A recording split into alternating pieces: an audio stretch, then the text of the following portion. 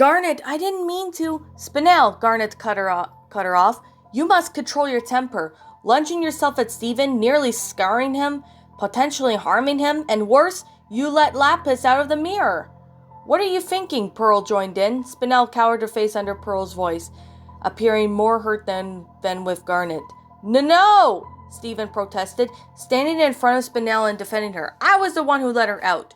Be mad at me too. All the gems gasped in shock. Stephen? Spinel tried to reassure him, but he didn't know he was right.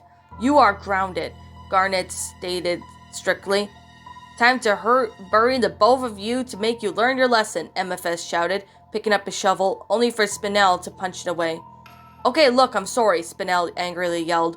I know I we would have done something worse, but there's no need to bury anyone. They all stopped and saw Greg burst into the room, panting. Dad? Stephen asked. Greg looked up. You guys better come look at this. Outside, a crowd of Beach City residents all gathered up by the beach, Mayor Dewey standing in front of them. The people murmured to themselves in fear and worry. Ronald took a picture, which revealed that the ocean was nowhere in sight. Spinel covered her mouth. Oh no, the ocean, Stephen cried. Hey, it's those magical ladies. These Mayor Dewey shouted through his megaphone, running up to them and blasting his loud voice to Garnet. What's going on here? The ocean's gone, replied Garnet. Obviously. Yeah, that's right. Now it's just a desert. Mayor Dewey fell to his knees in despair. No one wants to take a vacation to a desert city. Aw, we're gonna miss all those summer businesses. And all those beach babies, Lairs wailed. Sadie was shooting him a glare. Who's gonna buy me fries? And my pizza? And who's gonna have my fun at the Funland? Hey, don't worry, Mayor, Spinel reassured the man by patting his back. We'll have this ocean back as soon as we can. Yeah, Stephen also tried to lighten up the mood. Crystal Gems will be here to save the day. Mayor Dewey looked up at her and said, all right. So who was responsible for this mess? Lapis Lazuli, Garnet answered. Spinel and Stephen all shared a concerned glance as Garnet projected a hologram of Lapis in her gem. The crowd was confused, but also fearful of awe. How did she do that? A citizen asked. She's a gem like us, Stephen replied.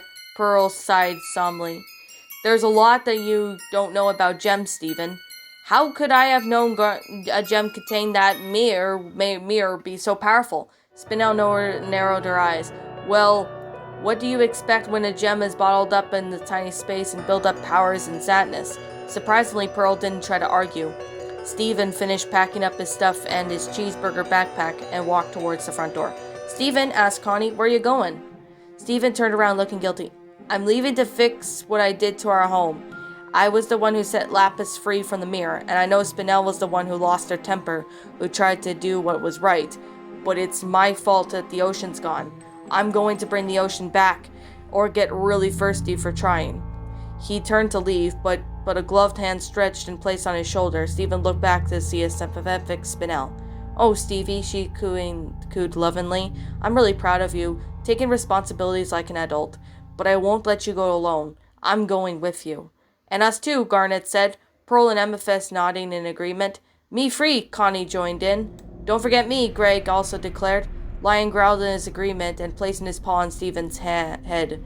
Spinel laughed lightly as Garnet cheered up. Road trip! Connie leaned against Spinel, now nearly lowering to sleep, as Spinel, who was sitting behind them. She smiled comfortably and allowed her to rest. Stephen sat on the front with Spinel's hands, gently grasping Lion's mane and keeping the two from falling off. By the time they reached towards what they could only assume was the middle of the ocean, the group all gasped in shock. A tall pillar of water there stood, reaching the past of surrounding dark clouds. Oh, Lapis, Spinel spoke softly. Connie woke up and stared at the water tower, fascinated. That's some magical dynasty stuff right here. Here, guys, Greg whispered to Pearl and Amethyst. I just had the best idea for an album cover. The group stopped near the water tower and Garnet hopped off the van. It is Lapis. Lazuli is here. I don't understand, said Pearl, in worried confusion. What does she want with the ocean? As Spinel tried to think of a way to answer, Connie gazed at the schools and the fish, and of course various other species swimming inside. Look at all this. It's like a giant aquarium. You shouldn't be here. Lapus's voice roared, startling the group as he backed away from the tower. She sensed us, warned Garnet. Spinel stood with Stephen. Lapus, it's all right. We're here to talk. A part of the water tower shifted into form to Lapus's face, and it glowed above them, the blue gem speaking through it. Go away before I make you. But it's the beach summer buddies, Stephen cried. The face from the water formed into Stephen's wailing's nose, and the gems gasped. Of course, the face formed into Lapus again. Lapus, I understand that you were scared. I don't blame you, screamed Spinel, holding her hand to the gem. But we're never gonna trap you anymore. It's going to be okay. Lapus contorted into a surprise with a surprised look. No, you're one of them. You're a crystal gem. Pearl and Amethyst growled, but Garnet held them back. Easy. But that doesn't matter, Stephen reasoned. We are still the gems. Just let us help you. Lapis recoiled into the water. You both don't understand. Just leave me alone. We're not leaving, fiend Lapis. Not until you understand that we're trying to help you. Stephen slammed his hands into the water's wall before an arms forms the water and grabbed Stephen by the shirt. Spinel gasped, preparing herself to fight if Lapis was going to harm him. I don't need, Lapis snarled as the clone of herself emerged. Your help! Water Stephen then knocked him back with an extended arm. Spinel caught Stephen, falling on her backside. And Aravera, inspecting him, glared up. However, her anger then turned into shock as the water clone of herself stepped out, even placing a hand on Water Stephen's shoulder. Then there was even more clones that appeared, shaped like the other gems, all of them glaring at their opponents. Lapis! Spinel began to plead while Stephen was clinging to her. We don't want to fight. You don't need to be angry. But Lapis didn't respond. Spinel, get Greg and the other kids behind us, Pearl ordered. Good plan, Greg agreed. Connie joined them behind a rock. Spinel held Stephen, kissing his forehead and stretching her arms out in place with the father and the friend. The free gems summoned their weapons, and Spinel enlarged her fist. Stephen shouted, but was paused when the Water Pearl, Water Garnet, Water Amethyst surrounded with their weapons. Water Spinel expanded his hands, and Water Stephen readied itself. Uh-oh, Stephen said. Stand together. We can't let them separate us. Garnet warned before was punched back by Water Garnet. Garnet! Stephen cried. The impact that Garnet fell on the ground was distance away, but she got up and cracked her neck. She and her clone began to fight. With Amethyst says she keeps singing onto the large rocks at her clone, but Water Amethyst kept bending to avoid the hits.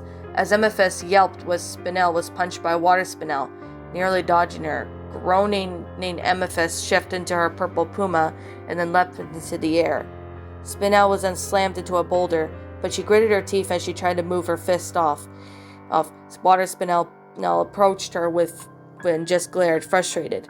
Spinel then enlarged both her fists and held them together and slammed them down to her clone. She grinned as she was released, but saw the water particles twitch and the Water Spinel reformed. Spinel was only given a second to blink before Water Spinel lunged at her. Lion roared at Water Stephen, but the clone slivered underneath each sound wave. Stephen and Connie cheered for their support for the lion until Water Stephen knocked the lion back to the van, creating a huge dent on the side. Oh no, not the van! Greg shouted in despair. Revenge! Both Stephen and Connie yelled, running towards the clone with Connie throwing a pebble, but Water Stephen grabbed them both by the hands and placed them into the water. Stephen saw that Connie was slowly drowning. When suddenly Greg's van rammed into the clone, Stephen and Connie dropped onto the ground, coughing. Greg then peeked his head out. It's normal magic mission to you, 'cause I'm not sure if I feel... Greg! Spinel screamed as she screamed her water clone down and reached for her other arm to grab the man and pull him out of the Water Stephen before blasted the van upwards, crashing onto the ground. Spinel was then forced to drop Greg as Water Spinel slammed her down to the ground, pinning her. Stephen! Spinel shouted as her water counterpart holding her down. You have to talk to her. I can't! Stephen cried. His eyes were glistening with small tears. What if she doesn't listen to me? Spinel grunted as Spinel applied more pressure as she struggled to speak. I couldn't free her. That time, I wasn't given the chance. But you freed her. She turned her neck to face him. Please, Stephen, I beg. Spinel grabbed her by the throat and slammed her down to the rock, wounding her. Stephen was in horror, but looked up at the water tower. Lapis, please stop. I don't want to fight. Stephen created a water ball and hurled towards him. I said, Stephen stood up, I don't want to fight.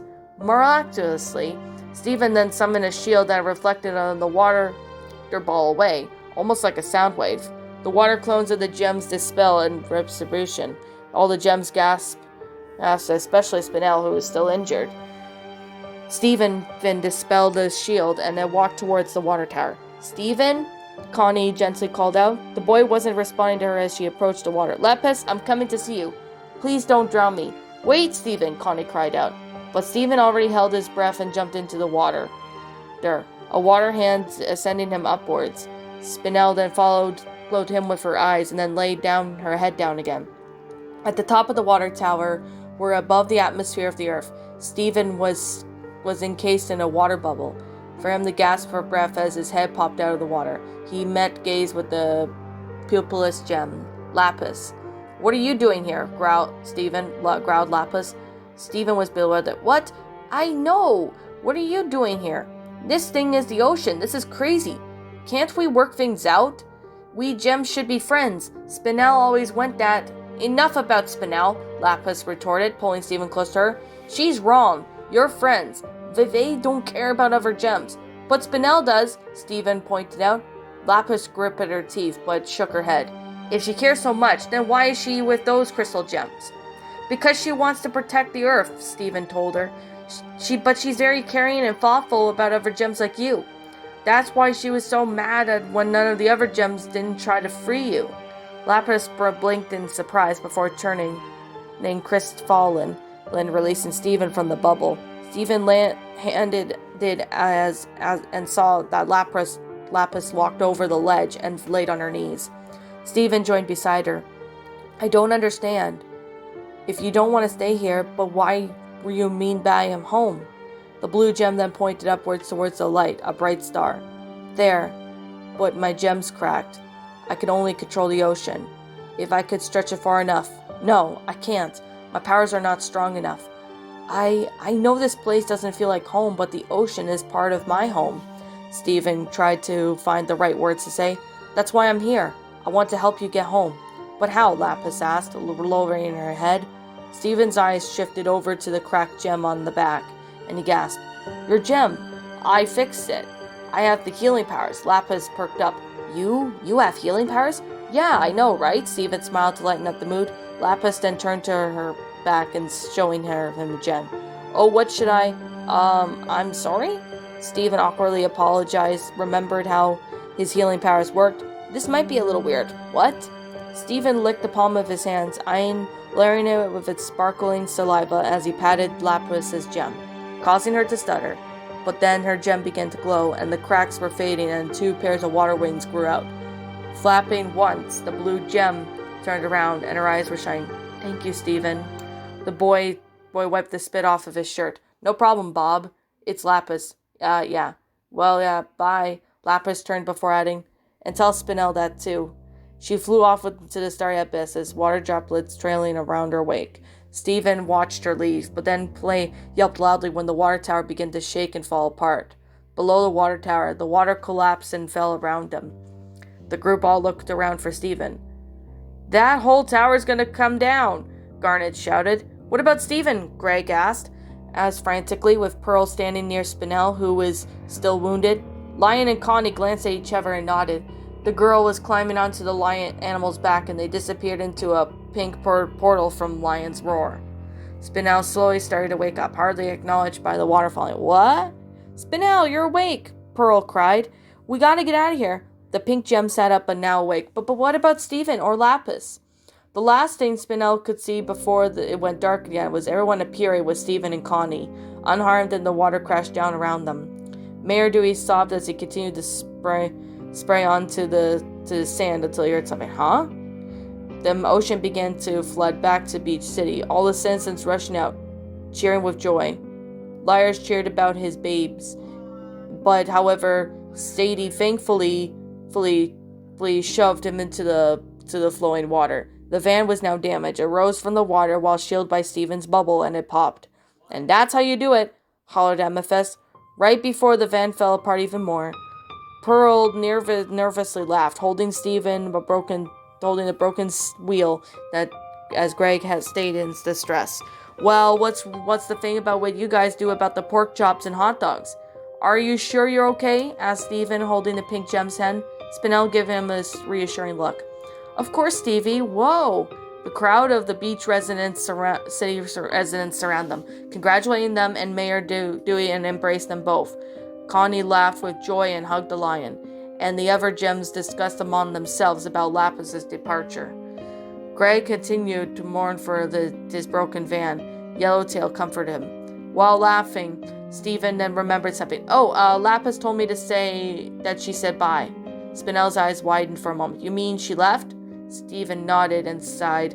"I kinda wish she stayed." Spinel smiled softly. "I think all that matters is that she is free." "Yeah," Steven agreed, hugging Spinel close with his head over her shoulder, seeing a brightly lit star, whispering quietly, "See you, Lapis, wherever you are."